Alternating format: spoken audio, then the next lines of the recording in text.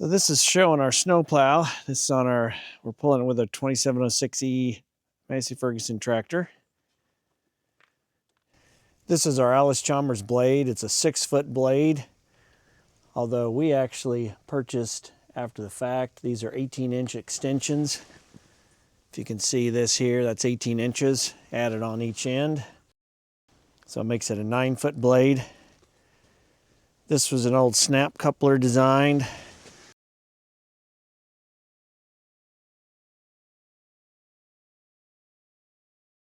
We cut this off and then welded up for a 3-point. It's similar to how it came as a 3-point, if you can find a photo of that on the internet.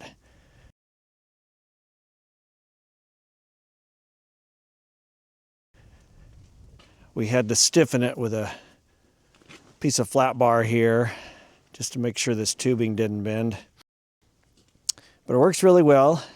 This is the adjustment, so you can adjust the angle.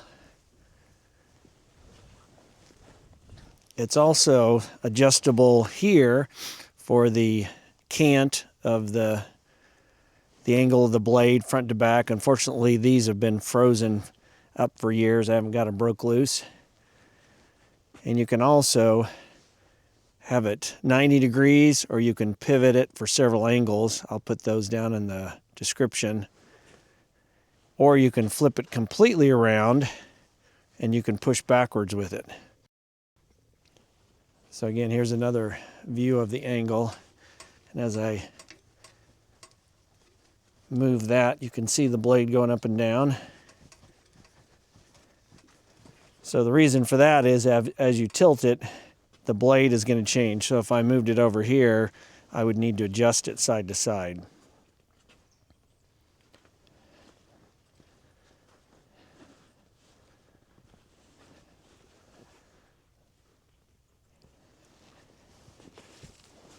So the cutting edge is replaceable. Again, these are the 18-inch extensions. Otherwise, it's just a regular 6-foot blade. So this is how you adjust the angle. Ours is kind of wore out, so I have to pull back a little bit on this. You can see there's some play there, worn out over the years. But basically, you can go either direction. In this case, I'll go this way. That would be the first hole, second hole, third, and the fourth. As you can see, the fourth is about into the tire there. So I usually run it here in this second hole. And that, as you can see, I would need to adjust it to get it level, unless I was wanting to crown up or crown down. So that's it's probably about level. So that's how it is. Pretty easy. And if I want to go back to straight again,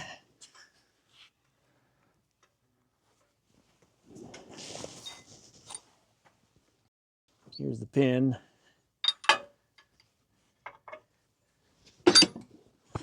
Just like that.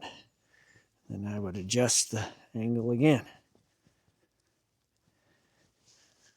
to make it level.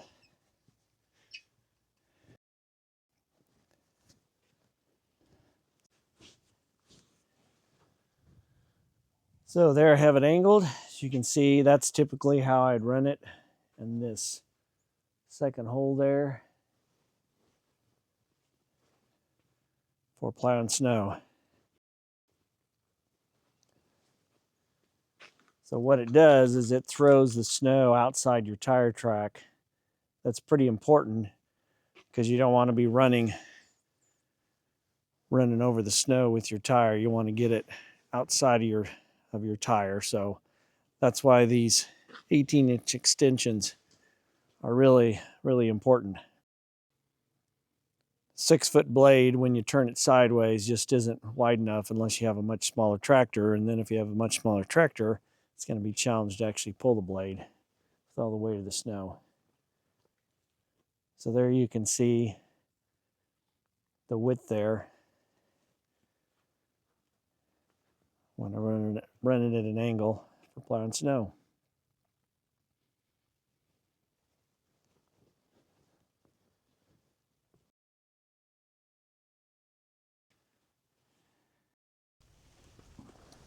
And here's a little bit of what it can do. So I just bladed the snow here. This is Winter Storm Fern. Just came through Missouri. We got about, places about 5 or 6 inches of snow, so not a whole lot, but enough that we need to blade our driveway. If we don't blade it, it gets packed down and then it turns into a sheet of ice.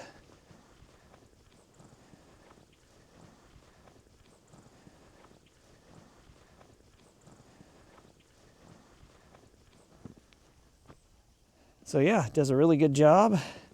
You just have to make one pass up and one pass down.